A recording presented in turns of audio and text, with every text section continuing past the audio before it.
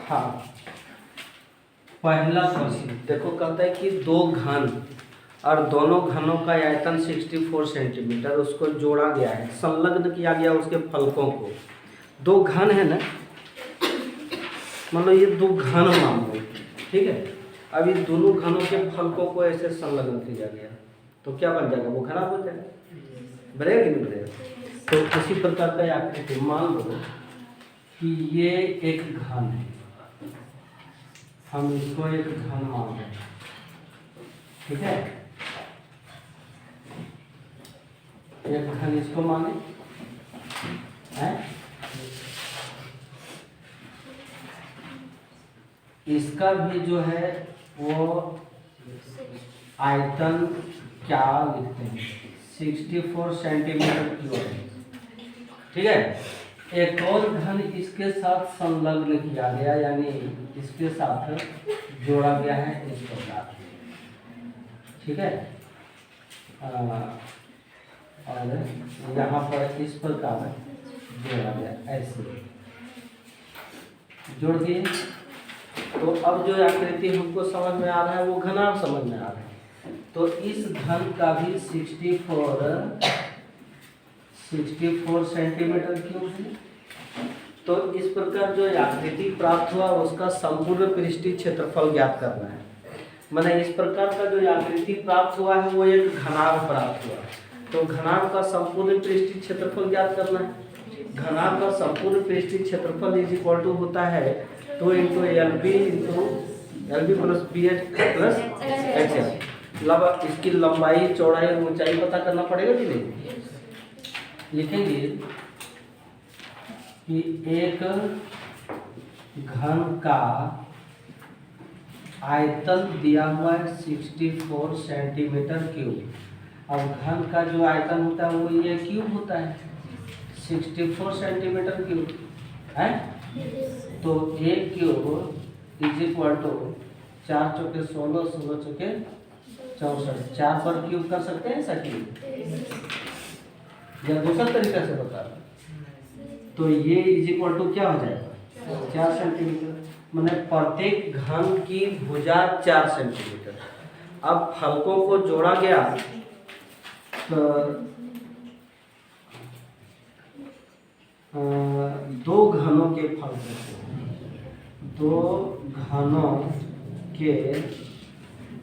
फलकों को संलग्न करने पर प्राप्त घनाभ का L जो हो जाएगा वो 4 + 4 इज इक्वल टू 8 सेंटीमीटर। लेकिन लंबाई 8 सेंटीमीटर होगा, चौड़ाई 4 ही रहेगा और ऊंचाई भी 4 ही रहेगा। रहेगा या नहीं रहेगा। अब घनाभ का हमको लंबाई, चौड़ाई और ऊंचाई पता चल गया, तो लिखेंगे कि प्राप्त ठोस का संपूर्ण पृष्ठीय क्षेत्रफल is equal to 2LB BH।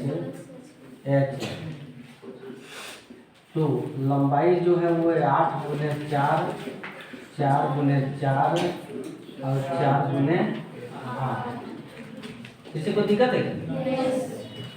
अब 2 8 चौके 32, 16 और 32, ठीक है। 2 × 32 दूनी 64 है,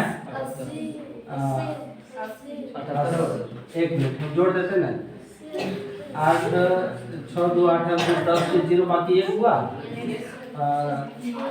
3 6 7 8 16 सेंटीमीटर स्क्वायर। इतना होगा आंसर तुम्हारा, ठीक है। आगे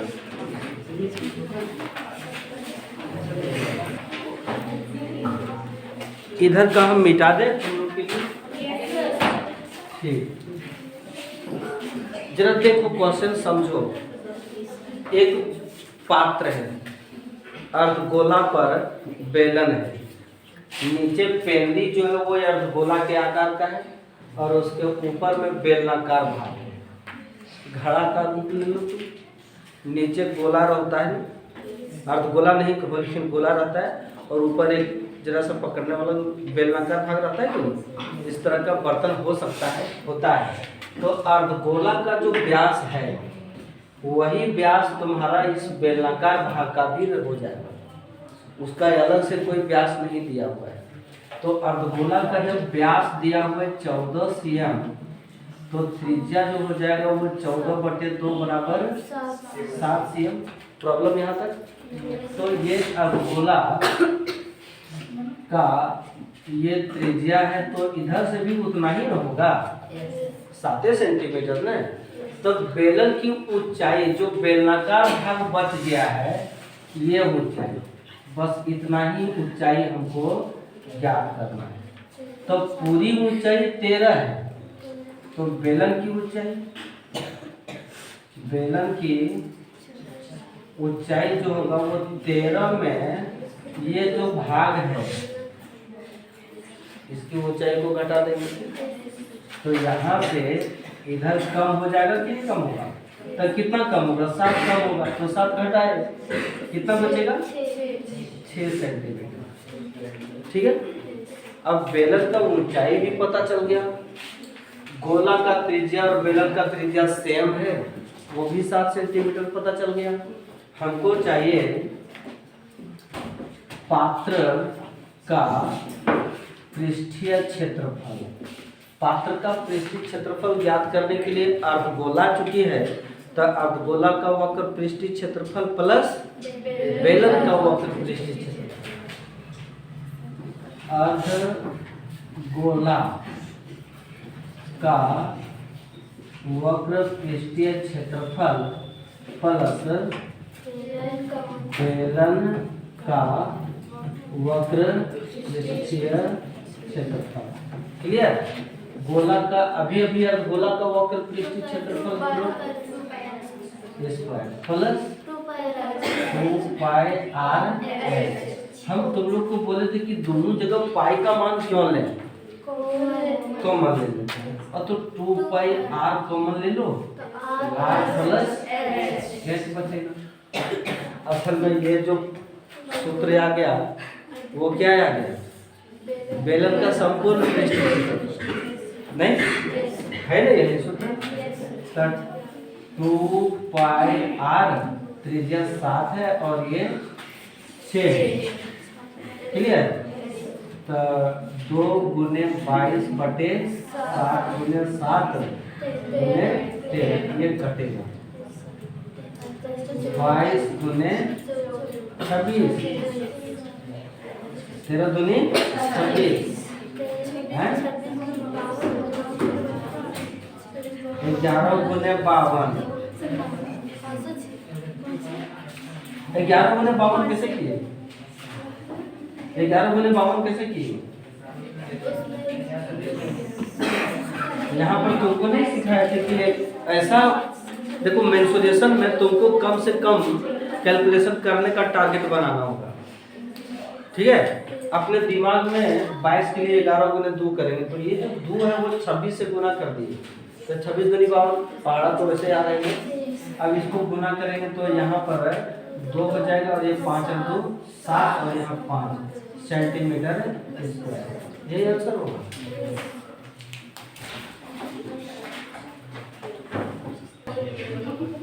सुनो, ये आकृति है और आकृति में कहता है कि ये 7 सेंटीमीटर भुजा का एक घन है और घन के ऊपर में अर्धगोला है।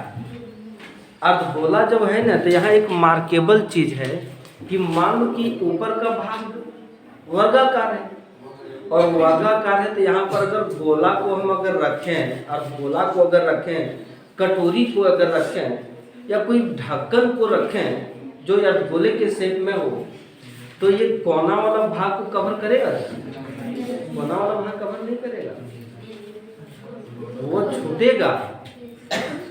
तो इस प्रकार जो ये ठोस आकृति बनाना है उसका पृष्ठीय क्षेत्रफल ज्ञात करना है और फिर कहता है इस प्रकार ये जो व्यास है, इस ये जो अर्धगोला है ना, अर्धगोला का अधिकतम व्यास क्या होगा? जो वर्ग की भुजा होगा, क्योंकि वर्ग की भुजा में बात करो तो ये शतफलक है ना, तो अगर अर्धगोला बनाएगा तो नीचे अगर बंद करके रखेंगे तो इस भाग को कवर करेगा, यानी यहाँ से यहाँ तक 7 सेंटीमीटर है, या फिर इधर से इधर 7 सेंटीमीटर है ना, है या नहीं? तो वो अधिकतम व्यास जो हो जाएगा अर्धगोला का वो 7 सेंटीमीटर होगा या नहीं होगा? अर्धगोला का अधिकतम व्यास इज इक्वल टू 7 से, तो त्रिज्या 7/2 सेंटीमीटर, ठीक है। दशमलव में नहीं बदलेंगे क्योंकि आगे हमारा कटेगा, इसलिए नहीं बदलना दशमलव, ऐसे ही रखना। अब एक चीज और करना है, इस ठोस का क्षेत्रफल निकालने के लिए अब एक फलक, घन का एक 6 फलक होता है ना, एक फलक में से जो कोना वाला जो क्षेत्र बच गया है उसको तो लेना पड़ेगा। तब कोना वाला जो क्षेत्र बच गया है, मान लो कि ऊपर का ये जो फलक है, ठीक है, और यहाँ पर अर्धगोला है नहीं, तो अर्धगोला वाला ये वाला क्षेत्रफल तो हमको लेने का जरूरत है नहीं, हमको लेने का जरूरत है ये कोना जो छूट गया वो वाला है, ये कोना जो छूट गया सो उसका क्षेत्रफल लेना है। तो वो क्षेत्रफल जो आया वो कितना है, वो क्षेत्रफल ज्ञात करने के लिए वर्ग के क्षेत्रफल में इस वृत्त के क्षेत्रफल को घटाना पड़ेगा। वर्ग के क्षेत्रफल में इस वृत्त के क्षेत्रफल को घटाएंगे तो ये कोना पर वाला क्षेत्रफल मिलेगा कि नहीं? समझ रहे हो कि नहीं? ठोस का क्षेत्रफल में से ये अर्धगोला जिस फलक पर है नहीं, अर्धगोला जिस फलक पर है उसका क्षेत्रफल जो होगा वो होगा वर्ग का क्षेत्रफल माइनस वृत्त का क्षेत्रफल। तुम लोग समझ रहे हो या नहीं समझ रहे हो? तो ये square minus pi r square, अब ये 7 है तो 7 का square minus pi r square, यानी 7 का स्क्वायर है 7 × 49 माइनस 49 पाई है, सॉरी 7/2, यहाँ 4 हो जाएगा, हो गया नहीं होगा है? अभी हम कितना ही रखेंगे, पाई को भी हम नहीं बदलेंगे, इतना रखे हम 22/7 अगर हम कर देते हैं, 22/7 कर देते हैं तो कुछ उपाय लग सकता है क्या? इंटू 22/7 तो 7 × 50 और 2 और यहाँ 11, तो 49 माइनस 77/2, सही है ना? तो 49 माइनस 77 का आधा करेंगे तो 2 तिया 6, 2 8 16.5, 49 में 38.5 घटा, 49 में 38.5 घटाएंगे तो यहाँ 5 बचेगा, यहाँ 0 बचेगा, यहाँ क्या हम सही कर रहे हैं? जरा देख लो तुम लोग, फिर बेकार हमारा खत्म हो जाएगा। पाई आर स्क्वायर मतलब 7 × 49, 2 × 4 क्योंकि त्रिज्या 7/2 है, अधिकतम व्यास हमारा 7 सेंटीमीटर है ना, क्लियर? इसको भागा दिए तो 2 तिया 6, 2 8 16, 2 5 10, 49 में से 38.5 घटा दें, 49 में 38.5, ये यहाँ पर 5 बचेगा, ये 0 यहाँ 1 बचेगा। सही किए? चलो ठीक है। अब है कि ठोस का क्षेत्रफल लिखेंगे। प्राप्त ठोस का पृष्ठीय क्षेत्रफल इज इक्वल टू 5a²। ये 5a² कहाँ से आया? क्योंकि घन का 5 फलक नया बचा। एक फलक का क्षेत्रफल तो यहाँ निकाल चुके हैं प्लस अर्धगोला का वक्र पृष्ठीय क्षेत्रफल, अर्धगोला का वक्र पृष्ठीय क्षेत्रफल, और अभी इसको जोड़ देना है 10.5 है। 10.5 को जोड़ना है नहीं, तो 5 × 7 का स्क्वायर प्लस अर्धगोला का 2πr² प्लस 10.5 5 × 49 प्लस 2 × 22/7 49/4 7 क्यों बोल रही है तुम?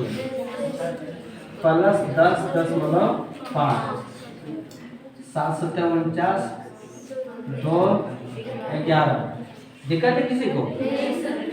9 × 5 = 45 के 5 बाकी 4 5 × 20 और 4 24 प्लस 77 और ये 10.5। तो इधर छोड़ो, इकाई पर 7 और 5 12 के 2 बाकी 1 2 और 7 9 और 4 13 के बाकी 3.5 सेंटीमीटर स्क्वायर है।